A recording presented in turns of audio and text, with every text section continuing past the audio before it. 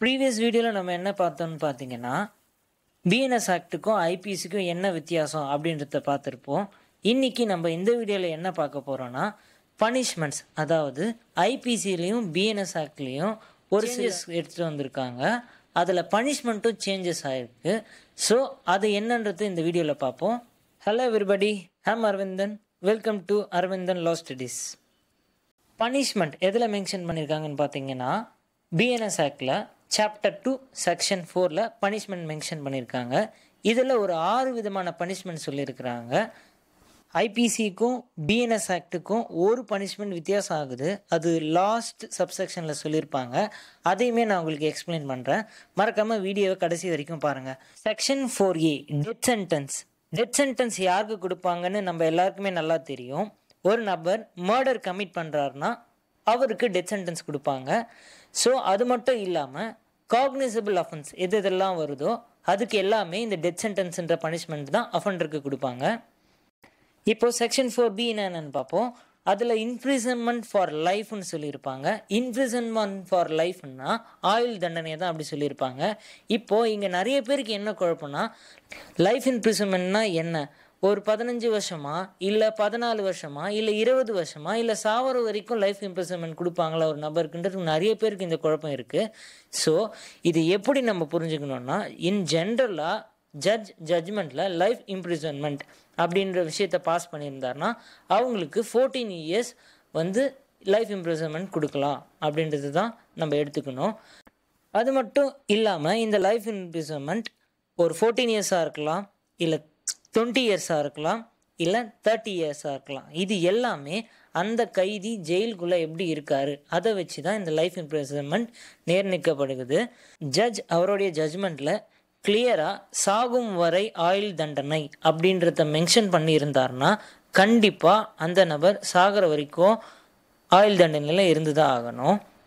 இந்த மாதிரி சுச்சுவேஷன்லாம் யாருக்கு வரும்னு பார்த்தீங்கன்னா, கல்பபிள் ஹோமிசைட் யாரெல்லாம் கமிட் பண்ணுறாங்களோ அவங்களுக்கு இம்ப்ரிசன்மெண்ட் ஃபார் லைஃப் இருக்கும். Section 4C imprisonment. இம்ப்ரிசன்மெண்ட்னா சிறைவாசகம். ஸோ இதில் 2 டைப் இருக்குது. Simple imprisonment, rigorous imprisonment. First நம்ம சிம்பிள் இம்ப்ரிசன்மெண்ட்னா என்னென்னு பார்ப்போம். அதாவது ஒரு நபருக்கு ஜெயில் தண்டனை கொடுக்குறாங்கன்னு வச்சுப்போமே, ஒரு 5 வருஷம் கொடுக்குறாங்க. அவர் அந்த 5 வருஷத்தை முடிச்சுட்டு வெளியில் வந்துடுவார் சிம்பிளாக. ஸோ இது சிம்பிள் இம்ப்ரிசன்மெண்ட். அடுத்தது ரிகோரஸ் இம்ப்ரிசன்மெண்ட். இதே மாதிரி தான் சேம் திங். ஒரு நபருக்கு ஒரு 10 வருஷம் சிறை தண்டனை கொடுக்குறாங்க, அவர் ஜெயிலுக்குள்ளே போகிறாரு.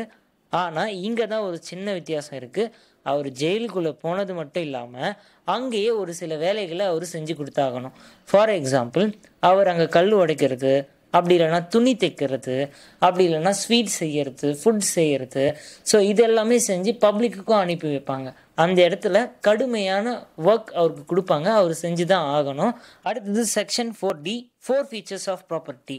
4 ஃபீச்சர்ஸ் ஆஃப் ப்ராப்பர்ட்டினா, இப்போ ஒரு நபர் ட்ரக்ஸை சேல் பண்ணிகிட்டு இருக்காரு, அவருடைய லேண்ட்லேயோ இல்லை அவருடைய ப்ராப்பர்ட்டிலேயோ ட்ரக்கை சேல் பண்ணிகிட்டு இருக்காரு.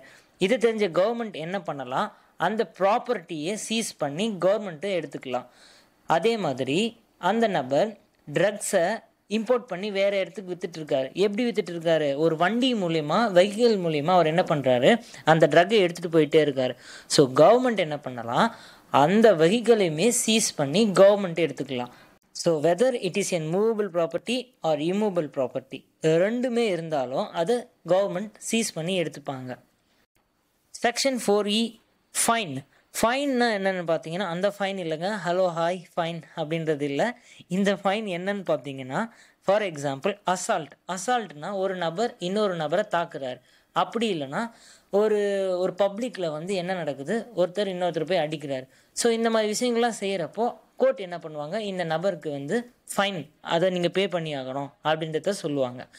6th ஒன், இதுதான் நான் முன்னாடி சொல்லியிருந்தேன், செக்ஷன் 4F. இதுக்கு முன்னாடி இது இல்லை இந்த பனிஷ்மெண்ட் ஐபிசியில். பிஎன்எஸ் ஆக்டில் இதை தான் புதுசாக இன்க்ளூட் பண்ணியிருக்காங்க. Community service. கம்யூனிட்டி சர்வீஸ் என்னென்னா, இப்போ பெட்டி அஃபென்சஸ் பண்ணுறாங்க இல்லையா.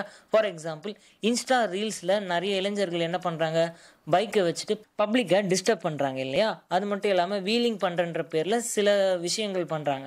ஸோ இந்த மாதிரி அஃபென்சஸ்க்குலாம் என்ன பண்ணுறாங்கன்னா கம்யூனிட்டி சர்வீஸ் கொடுத்துட்றாங்க. கம்யூனிட்டி சர்வீஸில் அவங்க என்ன பண்ணணும், ஃபார் எக்ஸாம்பிள் என்விரான்மெண்ட்டை க்ளீன் பண்ணணும், அப்படி இல்லைன்னா சின்ன சின்ன வேலைகள், பப்ளிக்கை இம்ப்ரூவ் பண்ணுற விதமாக ஒரு சின்ன சின்ன ஒர்க் அவங்களுக்கு கொடுப்பாங்க. அதுக்கு அவங்களுக்கு எந்த விதமான பேமெண்ட்டும் கொடுக்க மாட்டாங்க. சிம்பிளாக சொல்லணும்னா அன்பெய்ட் ஒர்க் அவங்கக்கிட்ட வாங்கிக்கிட்டு வாங்க. ஸோ இந்த அஃபென்சஸில் வர எக்ஸாம்பிள்ஸ்லாம் சொல்கிறேன் பாருங்கள். அட்டெம்ப்ட் டு கமிட் சூசைட், அப்புறம் டிஃபமேஷன், தென் பப்ளிக் மிஸ்கான்டக்ட், பப்ளிக் கிட்ட போயிட்டு குடிச்சிட்டு அட்டகாசம் பண்ணுறது. ஸோ இந்த மாதிரி விஷயங்களுக்கெல்லாம் இந்த கம்யூனிட்டி சர்வீஸை இன்க்ளூட் பண்ணுறாங்க. இந்த கம்யூனிட்டி சர்வீஸை நியூவாக இன்க்ளூட் பண்ணதுக்கு ஒரு சில ரீசன்ஸ் சொல்கிறாங்க. அதில் ஃபஸ்ட் ரீசன் என்ன சொல்கிறாங்கன்னு பார்த்தீங்கன்னா, ப்ரிசனில் ஆல்ரெடி க்ரௌடாக இருக்காங்க. ஸோ அதனால் இந்த மாதிரி சின்ன சின்ன அஃபென்ஸ்க்கு எல்லாமே ஜெயில் தண்டனை கொடுக்காம அவங்களுக்கு இந்த மாதிரி ஒரு கம்யூனிட்டி இம்ப்ரூவ்மெண்ட் பண்ணுற மாதிரி சில பனிஷ்மெண்ட் கொடுத்தா நல்லாயிருக்கும் பெட்டி அஃபென்ஸ்க்கு எல்லாமே. அதுக்காக இந்த கம்யூனிட்டி சர்வீஸை இன்க்ளூட் பண்ணியிருக்காங்க. ரெண்டாவது, இந்த மாதிரி சின்ன சின்ன கேஸுக்காக கேஸ் ஃபைல் பண்ணி நேரத்தை வீணடிக்காத இவங்களுக்கு இந்த மாதிரி பனிஷ்மெண்ட்டும் கொடுக்கலாம் அப்படின்ற மாதிரி சொல்லி முடிச்சிருப்பாங்க. ஸோ இதுதான் ஐபிசிக்கும் பிஎன்எஸ் ஆக்டுக்கும் உள்ள வித்தியாசம். ஷார்ட் அண்ட் சிம்பிளாக சொல்லியிருக்கேன். தேங்க்ஸ் ஃபார் வாட்சிங். நம்ம இன்னொரு வீடியோவில் பார்ப்போம். பாய்.